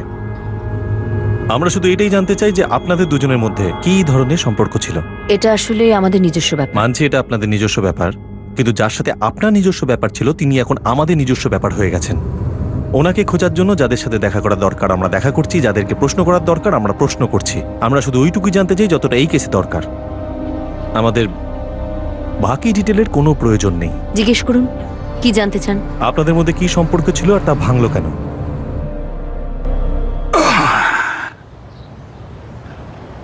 এবার 1 কাপ যদি ব্ল্যাক কফি পেয়ে যেতাম তাহলে তো মানে দারুণ ভালো লাগতো। মনে হচ্ছে তুমি আর আমার সাথে তেমন মজা পাচ্ছ না। মজাটা তো সেই একই, খেলাটা একটু নতুন এই আর কি। যেখানে অভ্যাস হয়ে যায় মজাটা সেখানে একটু নষ্টই হয়ে যায়। ওই এলোমেলো কথা, ওই একই রকম রাত, একই রকম দিন। কিন্তু ব্ল্যাক কফি যে তুমি বছরের পর বছর খাচ্ছ। কারোর কাছে তো বাধা পড়েই থাকতে হয় না। দেখো, সত্যি কথা বলতে কি এখন তুমিও আমার কাছে বোর হয়ে গেছো। যতটা আমি তুমি আমার উপর। বুদ্ধিমান, তুমি প্র্যাকটিক্যাল। এখানে বাধ্যবাধকতার কোনো প্রশ্ন নেই। কথা তো একদম ঠিক বললে। মজা তো আর একতরফা হয় না। এখন তুমি যখন মজা পাচ্ছ না, তো আমিও পাচ্ছি না। চলো, ঠিক আছে, তুমি ব্ল্যাক কফি খাও। এটাই তোমার শেষ ব্ল্যাক কফি। কথার মতো কথা। আমাদের অনলাইনে আলাপ হয়েছিল একটা ডেটিং ওয়েবসাইটে। আমি সিঙ্গেল, মানে ডিভোর্সি, একদম ওরই মতো। আমার সামনেও কেউ নেই, পেছনেও কেউ নেই। এখন আমার জীবনে শুধুমাত্র আমিই আছি, আর ল্যাপটপই আমার বন্ধু। খুব তাড়াতাড়ি এগোচ্ছেন দেখছি। একটু সাবধানে। দুজন একা ঘাতক প্রেমিক খুব তাড়াতাড়ি কাছাকাছি চলে আসতে পারে। জীবনে কাকে কতটা জায়গা দেব সেটা ঠিক করে নিতে পারলেই জীবনে আর কোনো সমস্যাই থাকে না, তাই না? মানে কোনো রকম মনের মিল হবে না, শুধু মজা করো আর ছেড়ে দাও? অবশ্যই, কোনো কমিটমেন্ট নয়। যতক্ষণ সবকিছু ভালো লাগবে ততক্ষণ তা চালিয়ে যাও, ব্যাস। No hurt feeling. এটা আমি খুবই মেনে চলি। তবে আপনার এই অনেস্টি আমার কিন্তু খুব ভালো লাগছে মিস্টার। তোমাকে আমি দেখিনি কখনো, আর এখন তো শুধু তোমাকে দেখতে ইচ্ছে করছি, ইয়াং লেডি। ব্যাস, তারপরেই আমরা পরের দিন দেখা করি, আর গত 4 মাস ধরে খালি দেখাই করতে থাকি। মানে উনি আমার সাথে থাকতে শুরু করেছিলেন। আমি আপনাকে মিথ্যে কথা বলবো না, আমরা দুজনে খুব মজাই ছিলাম। খুব মজাদার মানুষ উনি। হ্যাঁ, তবে যখন মনটা সরে গেল, সরেই গেল। আপনার খারাপ লাগেনি তাতে? এয়ারপোর্টের লাউঞ্জ হোক আর 5 স্টার হোটেলের রুম, সেটা তো আর নিজের ঘর নয়। আর আমি তো প্রথম থেকেই জানতাম যে চেক আউট করতে হবে, নতুন ফ্লাইটে যেতে হবে। ওনার তরফ থেকে বিন্দুমাত্র কোনো টান ছিল না, ইমোশন ছিল না? না, তেমন নয় যে ওনার মধ্যে কোনো ইমোশন ছিল না। ইমোশন আছে, কিন্তু সেটা বুকড। উনি ওনার সমস্ত ইমোশন ওনার প্যারিসের ফ্যামিলির জন্য বুক করে রেখেছিলেন। বাকি সারা দুনিয়াটা ছিল ওনার কাছে শুধু মজা লোটার জন্য। আচ্ছা স্যার, এখন তো বলুন যে ঘটনাটা কি ঘটেছে। আমরা সত্যি জানি না। ওনার গ্রামে কয়েকজন আত্মীয় আছেন, ওনারা কমপ্লেন লিখিয়েছেন। আমরা তো এটাও জানি না যে এই মানুষটা সত্যি নিখোঁজ নাকি কোথাও একলা থাকতে চান। আচ্ছা, একটা কথা বলুন, কোন ডেটিং সাইটে আলাপ আপনাদের? PB0T76FY, হরজিতের গাড়ির নাম্বার, 5 সিটার সেডান। যে ডেটিং সাইট হরজিত আর কিরণকে মিলিয়েছিল তার নাম ছিল www.lovelycircle.com। স্যার, পোর্টালের মাদার কোম্পানি থেকে হরজিতের সব ডিটেলস বার করতে পারবো। পুরো চ্যাট, পুরো কন্ট্যাক্টস সবকিছু বের করো। হরজিতের ঘর থেকে কোনো ডেস্কটপ পাইনি, ল্যাপটপও পাইনি। তার মানে হরজিত নিজের ল্যাপটপটা সাথে নিয়ে গেছে। স্যার, এই সাইটে যদি আমরা লগ ইন করি তাহলে ওর আইপি অ্যাড্রেস, লোকেশন দুটোই পেতে পারি। কারেক্ট। পোর্টালের লোকেদের সাথে কন্ট্যাক্ট করো, গাড়ির ডিটেল পবনকোট পুলিশকে পাঠিয়ে দাও। গুরুনামপুর পবনকোট হাইওয়ের ওপর যতগুলো টোল আছে সবকটা সিসিটিভি ফুটেজ নাও। যদি হরজিত গিল গুরুনামপুর থেকে পবনকোট যায়, তবে গাড়ি আর ল্যাপটপের সাহায্যে ওনার কাছে পৌঁছে যাব। হরজিত গিলের কাহিনীর নতুন পাতা, একটা নতুন দিক সামনে আসতে লাগলো। হরজিত গিল আর কিরণ পুঞ্জের একটি অনলাইন ডেটিং আর ফ্রেন্ডশিপ সাইটে দেখা হওয়া পুলিশের কাছে একটা তথ্য ছিল, কিন্তু খুবই সামান্য একটি তথ্য। এই কেস অতটা সরল ছিল না। হরজিতের একলা থাকার ইচ্ছের এই অ্যাঙ্গেল দুর্বল মনে হতে লাগলো। আর পবনকোট ড্রাগ কার্টেলের সঙ্গে হরজিতের কি সম্পর্ক ছিল? দেখ হরজিত, যদি তোর কাছ থেকে কোনো ইনফরমেশন না পাই না, তাহলে তোর এই খালি ড্রাগের সিরিঞ্জের মতো তোকে টুকরো টুকরো করে দেবো। না স্যার, না। কেউ তোর লাশও খুঁজতে আসবে না, আর যদি কেউ আসেও না তাহলে চিনতে পারবে না। না না স্যার, আমি সত্যি বলছি, আমি কাউকেই চিনি না স্যার। আমি তো শুধু মাল পৌঁছাই, ওইগুলো কে পাঠায় স্যার আমি কিচ্ছু জানি না। আমি শুধু ওই ছেলেটার হাতে 5,000 টাকা দিয়ে দিই স্যার, আর মাল নিয়ে অন্য জায়গায় পৌঁছে দিই। ওখান থেকে আমি 10,000 টাকা পাই। আর কিছু জানি না স্যার। কোথায় মাল পৌঁছাতিস তুই, আর কাকে দিতিস?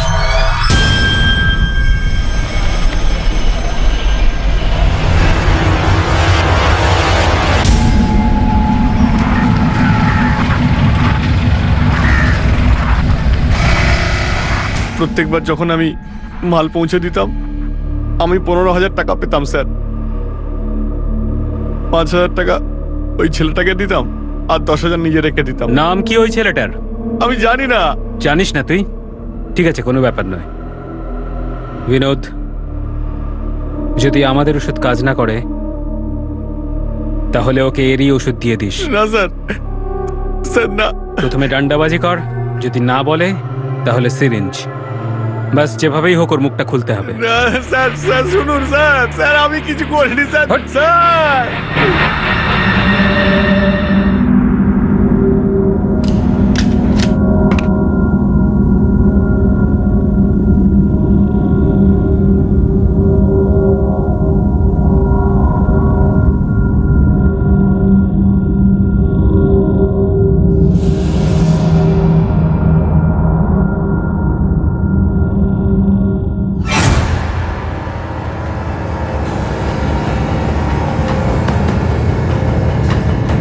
মার্চ হরজিৎ গুরনামপুরেই ছিল স্যার। 12, 14 আর 15 এপ্রিল হরজিতের গাড়ির মুভমেন্ট টোলনা থেকে গুরনামপুরের দিকে ছিল, আর তারপর রিটার্ন পবন কোর্টের দিকে 3 ঘন্টার মধ্যে।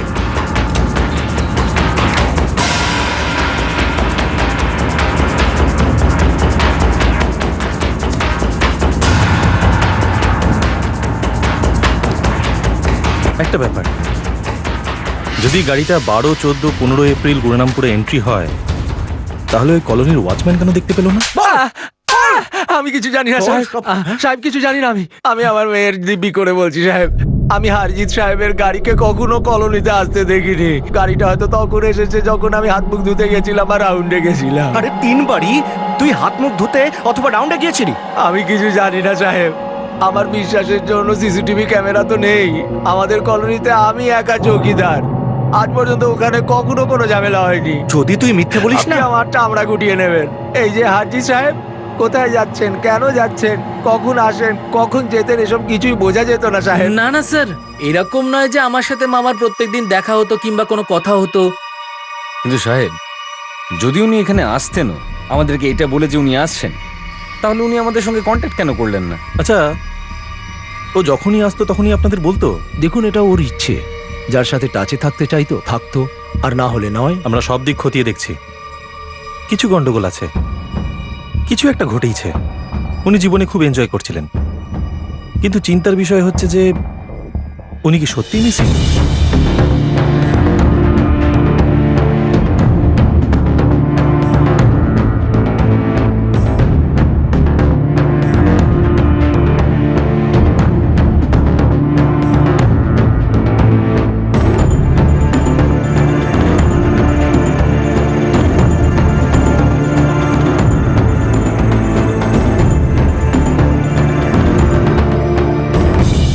কিরণপুঞ্জ, আপনাদের সাথে আগে আলাপ হয়েছিল? না স্যার। না সাহেব। ডিসেম্বর থেকে মার্চ অবধি প্রায় 4 মাসের বন্ধুত্ব ছিল এনাদের। এনার সাথে অনলাইন ডেটিং পোর্টালে আলাপ হয়েছিল, তারপরে ফেস টু ফেস। খুবই গভীর সম্পর্ক হয়েছিল এনাদের, মানে বলতে চাইছি শারীরিক সম্পর্ক। আমরা তো এসব কিছু জানতাম না স্যার, আপনি বলাতে জানতে পারলাম। আমাদের শুধু ওই যে মেসেজ এসেছিল, ওটা অদ্ভুত লেগেছিল। আমাদের বলেছিলেন যে 16 এপ্রিল ফিরে আসবেন, আসেননি বলেই চিন্তা করছি। স্যার, ইউকে বেসড পোর্টাল, হরজিতের ডিটেলস পাওয়ার জন্য স্পেশাল রিকোয়েস্ট পাঠাতে হবে। দেখো কি বেরোয় পোর্টালের ডিটেল থেকে। একটা কথা বলি, এই মানুষটা চাইতো না এনার পার্সোনাল লাইফে কেউ ইন্টারফেয়ার করুক, কিন্তু দেখো আমাদের এনার পার্সোনাল লাইফে সমস্ত কিছু দেখতে হচ্ছে। ইনি নিশ্চয়ই এমন কারোর সাথে আছেন যার সাথে ইনি নিজে থাকতে চান, বা হয়তো একটু অসুবিধায় আছেন। এই কেসটা বেশ পেঁচালো। এই কেসটা আসলে কি তখনই জানতে পারবো যখন হরজিৎ গিলকে পাবো। স্যার, লোকটা খুব মুডি ছিল। আমার মনে হয় যখন এই কিরণপুঞ্জের সাথে কিছু একটা হলো, নিশ্চয়ই অন্য কোনো মহিলার সাথে লিভ ইন হয়ে গিয়েছিল নিজের মস্তির জন্য।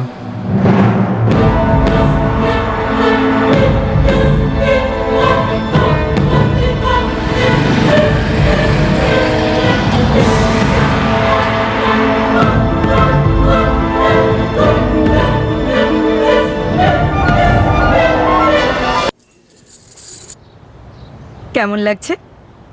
স্যুট করছে আমায়? দারুণ দেখতে হয়েছে। কানের দুলো নিয়েছিস? না, আরে বাহ, দারুণ ব্যাপার তো। দারুণ শপিং টপিং করছিস তো। তোমার থেকেই তো শিখছি। আচ্ছা, তুমি কোত্থেকে শিখলে এত টাকা কামানো? শয়তান মেয়ে ছেলে, যে কোনো প্রকারে তোর আমার পাস্টেই যেতে হবে। এখনো লুকোবে? বলে দাও না। খুব জানার ইচ্ছে তো আমার কুষ্টি জানার। তা তো করছেই। চল, তুইও মনে রাখবি। এই না হলে কথা। চলো বলো। হ্যাঁ, গল্প তেমন কিছু নতুন নয়, ওই একই। গরিব মা বাবার একটা সুন্দরী মেয়ে, ওর স্বপ্ন যে একদিন ওর রাজকুমার আসবে আর ওকে প্রাসাদে নিয়ে যাবে হিরোর মতো। কিন্তু আমার জীবনে যে রাজকুমার এলো তার অবস্থা আমার মা বাবার থেকেও খারাপ। ভিখারি রাজকুমারের জন্য রান্না করতে করতে আর ওর সাথে শুয়ে শুয়ে আমার সারা জীবনটাই শেষ হয়ে যাচ্ছিল। সারা দিন একই জিনিস চলতো মাথায়, কি করে কি করে কি করে কবে আমি এই বদ্ধ জীবন থেকে বেরিয়ে খোলা আকাশে উড়ে বেড়াবো। অনেক ঝগড়াঝাটি করার পর আমার স্বামী আমাকে চাকরি করার অনুমতি দিয়ে দিল। দেখতে তো আমি খুবই সুন্দর, একদম সাদাসিধে মেয়ের মতো। কিন্তু তা তো তুমি একদম নও। সে তো নই, কিন্তু আমার যে সেট ছিল সে একদম বোকা। সে আমাকে ক্যাশ কাউন্টারে বসিয়ে দিল।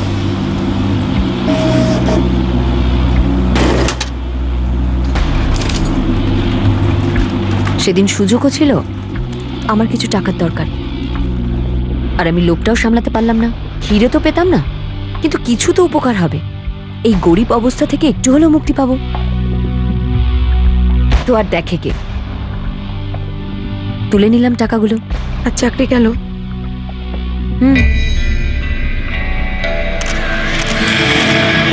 পুলিশে ধরা পড়ার পর আমার একটু সুবিধাই হলো। কিরকম?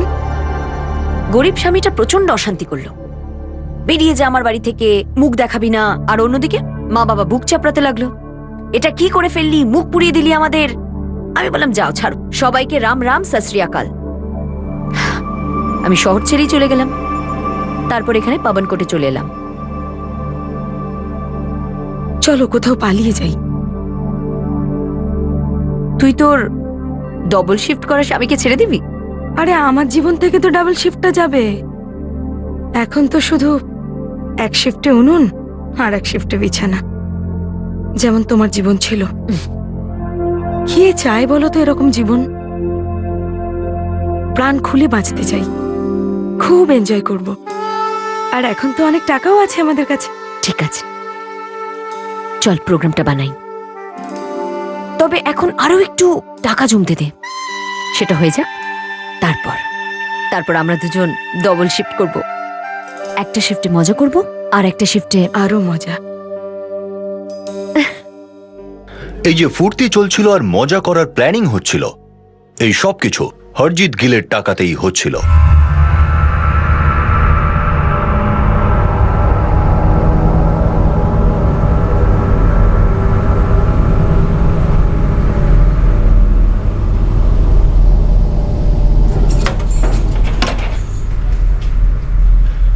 হরজিতের চেকবুক কমলপ্রীতের কাছে ছিল।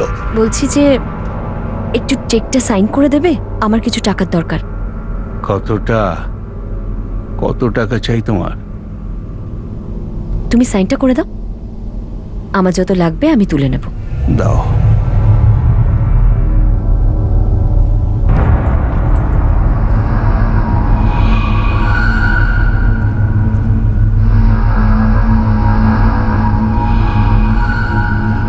আরেকটা প্লিজ। তুমি তো কফি খেলে না? কফি?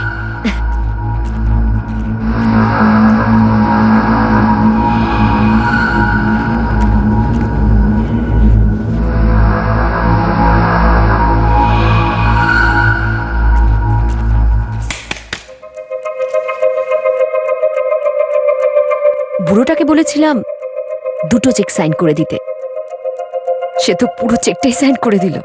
আর এই হলো ওর এটিএম এর পাসওয়ার্ড। কাল রাতে অনেক কায়দা করে পেয়েছি। আরে তুই তো বেশ ফরওয়ার্ড দেখছি। যখন তোর সাথে প্রথমবার দেখা হয়েছিল তখন তো দেখে মনে হয়নি তোর ভেতরে ভেতরে এত কিছু। কিন্তু আমি তোমাকে দেখেই বুঝেছিলাম যে তুমি কি জিনিস।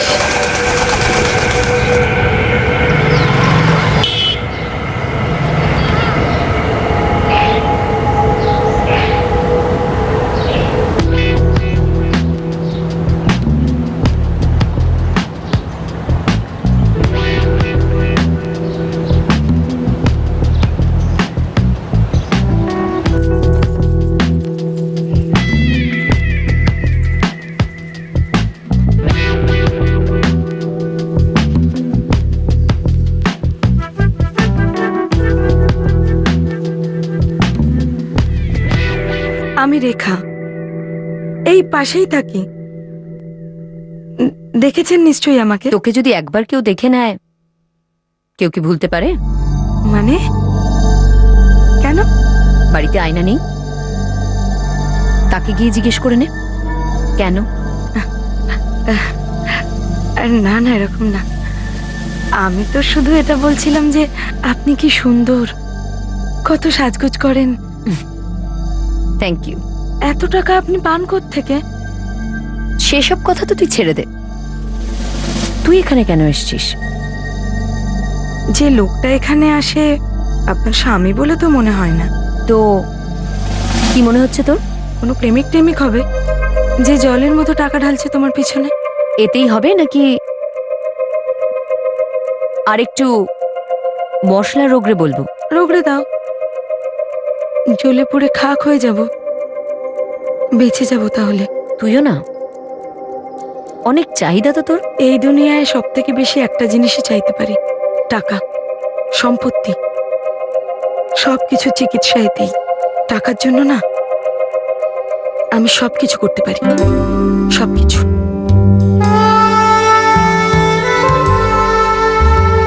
এই দেখো, এ আমার বন্ধু রেখা।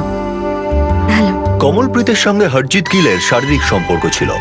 কমলপ্রীতের রেখার সঙ্গে হরজিৎ গিলের দেখা করিয়ে দেওয়ার একটাই উদ্দেশ্য ছিল, যে হরজিৎ যেন রেখার সঙ্গেও সম্পর্ক তৈরি করে, আর সেটাই হলো।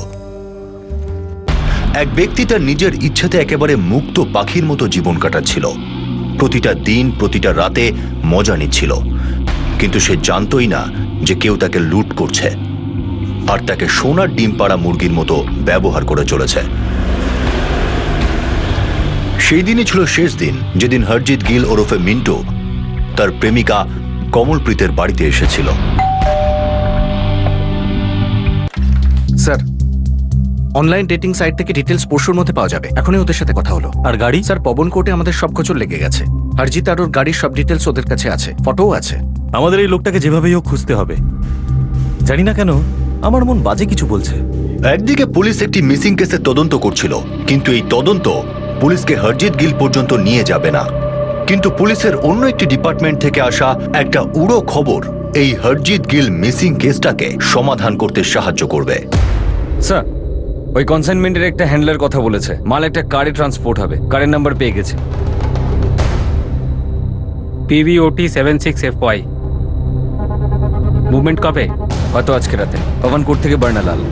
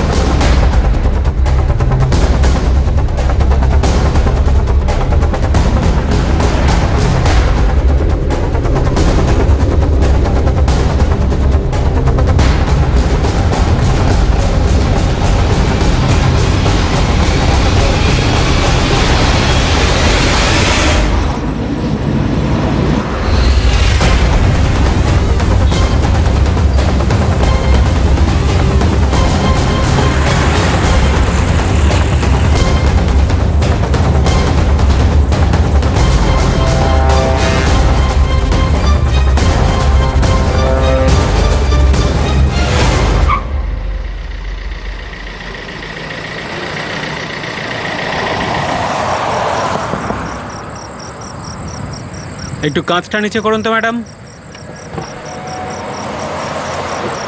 মানে আপনারা কে? Crime branch. কি হয়েছে স্যার? আপনি গাড়ি থেকে বাইরে আসবেন। আগে বলুন তো কি হয়েছে। জাস্ট একটু রুটিন চেকিং। আপনি গাড়ি থেকে বাইরে এসে আপনার লাইসেন্স দেখাবেন, আর আমরা আপনার গাড়ির তল্লাশি করব।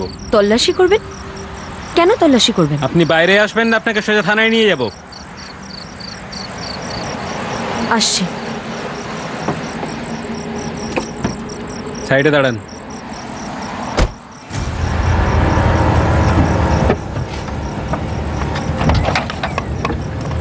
লাইসেন্স দেখান।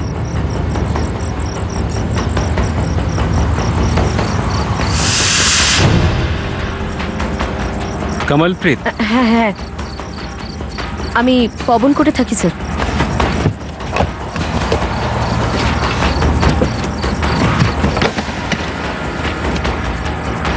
স্যার, এই হরজিৎ গিলটাকে আগে উনি মানে উনি গাড়িটা ওনারই ছিল, এখন অবধি নাম ট্রান্সফার করা হয়নি, তাই পেপারটা ওনার নামেই আছে।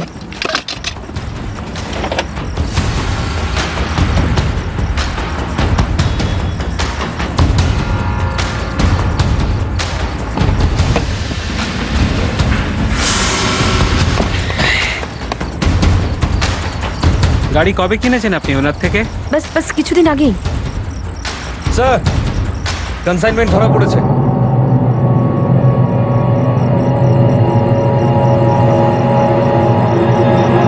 হে ভগবান, গাড়ির মধ্যে এসব কি? আমি এসব জানি না স্যার, আপনারা আমাকে এইভাবে বিপদে ফেলতে পারেন না। ফাঁসানোর কাজ তো আপনি করছেন ক্রাইম ব্রাঞ্চকে, যারা আপনাকে হাতে নাতে ধরেছে এই ড্রাগসের সঙ্গে। বাজে কথা বলবেন না স্যার, এইসব জিনিস আমার নয়, আপনারা জোর করে এটা আমার গাড়িতে রেখেছেন। এই গাড়িটা তো এমনিতেও আপনার নয়।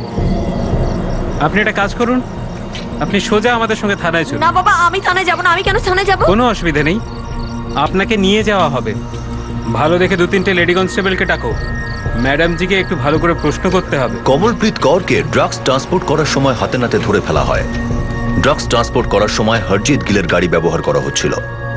স্যার, ওই মহিলা কমলপ্রীত কিছু বলছে না, আর এই কেসের সঙ্গে জড়িয়ে গুরনামপুরের আরেকটা কেস আছে। ওই গাড়িটা তো চুরি, তাই না? স্যার, যে লোকের ওই গাড়িটা, যে লোকের নামের পেপারটা আমরা কমলপ্রীতের গাড়ি থেকে পেয়েছি, মিস্টার হরজিৎ গিল মিসিং আছে, আর গুরনামপুর পুলিশ ওকে বহুদিন ধরে খোঁজাখুঁজি করছে।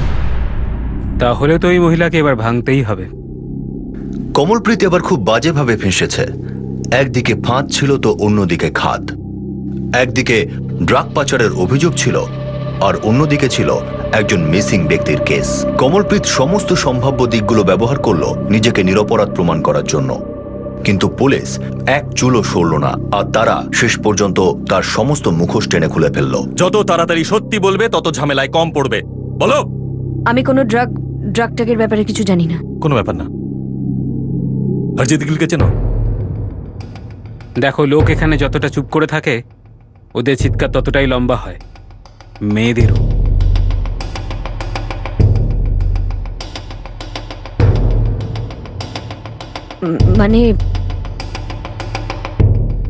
মানে আমি হরজিৎ বাবুকে আমি চিনি। প্রায় 1 মাস আগে হরজিৎ গিল আর কমলপ্রীত কৌরের সেই অনলাইন ডেটিং সাইটে দেখা হয়, যেখানে হরজিতের কিরণ পুঞ্জের সঙ্গে দেখা হয়েছিল। একে অপরের সঙ্গে চ্যাটিং করতে করতে কিরণ আর হরজিৎ পরস্পরের প্রতি আকর্ষিত হয়ে পড়ে, আর তারা কাছে চলে আসে। অনলাইন টেক্সট চ্যাটে সামনের মানুষটা নিজের সম্পর্কে যে বিবরণ দেয়, তাকে বহু মানুষই সত্যি ভেবে সেই সম্পর্কটা এগিয়ে নিয়ে যায়। কমলপ্রীত হরজিৎকে কখনো তার অতীতের কথা বলেনি, যে তার ক্রিমিনাল রেকর্ড আছে। হরজিৎ ফের একবার এই ধরনের সম্পর্ককে নিজের মন ভরানোর জন্য উপভোগের বস্তু হিসাবে ভেবে নিল। সে ভেবেছিল যে কিরণ পুঞ্জের মতো সে কমলপ্রীতকেও নিজের জীবন থেকে দূরে করতে পারবে। হরজিৎ বাবু অনেক টাকা খরচা করতেন আমার উপরে। আমি আমার এক বন্ধুর সাথে ওনার আলাপ করাই, ওনারা দুজনও খুব এনজয় করত। এখন কোথায় রেখা? নিজের বাড়িতে হবে। কোথায় বাড়ি ওর?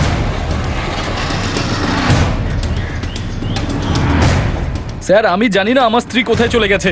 যখন আমি গতকাল ডিউটি থেকে এলাম তখন তো ওকে দেখতেই পাইনি, আর ওর ফোনটাও বন্ধ। কেউ কিচ্ছু বলতে পারছে না যে ও কোথায়। আপনি সত্যি বলছেন? স্যার, আমি কেন মিথ্যে কথা বলবো? আমার স্ত্রীকে খুঁজে পাচ্ছি না আমি। আপনার স্ত্রী আপনাকে মিথ্যে বলেছে। উনি গায়েব নন, পালিয়ে গেছেন। কি কি মিথ্যে কথা বলেছে? খুব একটা জঘন্য অপরাধে যুক্ত উনি। কোথায় আছে হরজিৎ গিল?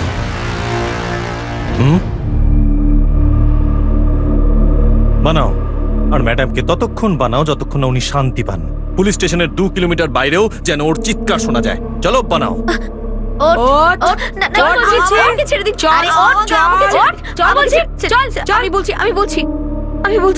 আমি বলছি স্যার, মানে মানে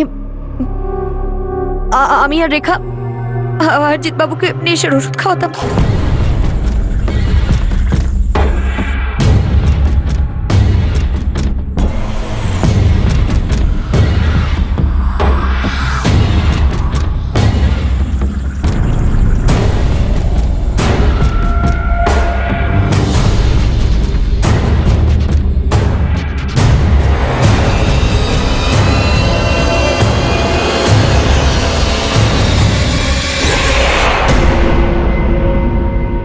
রোজ আমি ওনার ব্ল্যাক কফিতে নেশার ওষুধ মেশাতাম আর ওনাকে দিয়ে চেক সাইন করিয়ে নিতাম। চেকবুক কোথা থেকে পেলে?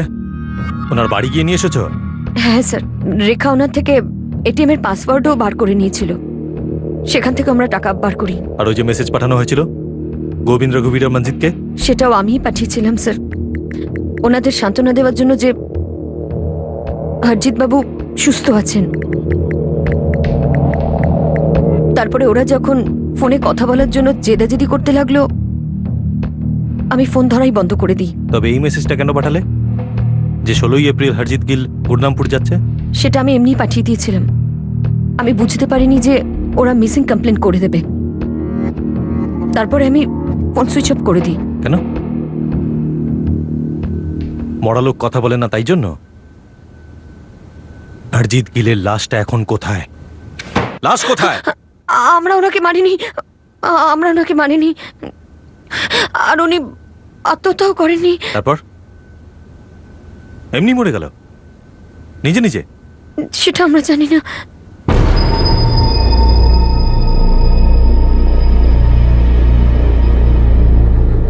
অনেকক্ষণ ধরে চেষ্টা করছি, উঠছেই না। এ তো আর কোনোদিনই উঠবে না রেখা।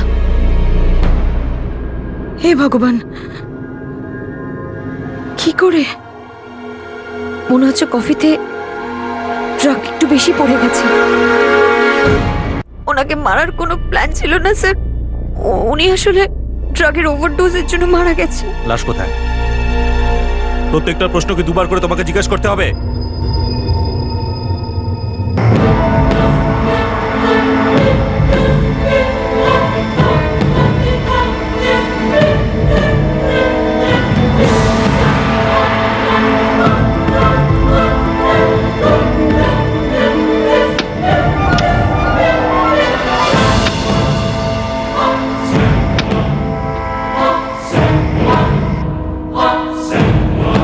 এখন কি করবে? চেক তো আর সাইন করতে পারবো না, হরজিৎ বাবুকে মাটিতে কবর দিয়ে দিই। ভিকটিম হরজিৎ গিলের দেহকে কমলপ্রীতের বাড়ির পিছনে কবর দেওয়া হয়েছিল, আর সেখানে গাছ লাগানো হয়েছিল, আর অপরাধী রোজ সেই গাছেদের খুব যত্ন সহকারে জল দিয়ে বড় করছিল। হরজিৎ গিলের দেহ খুব খারাপ অবস্থায় কমলপ্রীত কৌরের বাড়ির পিছন থেকে উদ্ধার করা হয়। হরজিতের আত্মীয় আর বন্ধুরা এই খবরে স্তব্ধ হয়ে যায়। তারা বিশ্বাসই করতে পারছে না যে হরজিৎ গিলের এইভাবে মৃত্যু হয়েছে। হরজিতের প্রাক্তন স্ত্রী আর ছেলেও খুব আশ্চর্য হয়ে যায় যখন তাদের জানানো হলো যে হরজিৎ আর বেঁচে নেই। যদিও হরজিৎ তাদের থেকে 6 বছর ধরে আলাদা আছে, কিন্তু এটাও সত্যি যে 32 বছর সে তাদের সঙ্গেই ছিল। কড়া জিজ্ঞাসাবাদের পর এটা জানা গেল যে রেখার স্বামী দেবপ্রীত এই অপরাধের ব্যাপারে কিছুই জানত না। মূল অভিযুক্ত কমলপ্রীত কৌর পুরোপুরি ভেঙে পড়েছে। সে জানে না যে তার পার্টনার রেখা কোথায় উধাও হয়ে গেছে। অভিযুক্ত রেখা ঢিল্লু ফেরার। তাকে গ্রেফতার করার জন্য পাঞ্জাব পুলিশের স্পেশাল টিম খুব বড় একটা অপারেশন লঞ্চ করেছে। হরজিতের যে দেহাবশেষ পাওয়া যায় তার ফরেন্সিক অ্যানালিসিসে মৃত্যুর কারণ নেশার ওষুধের ওভারডোজ বলা হয়েছে।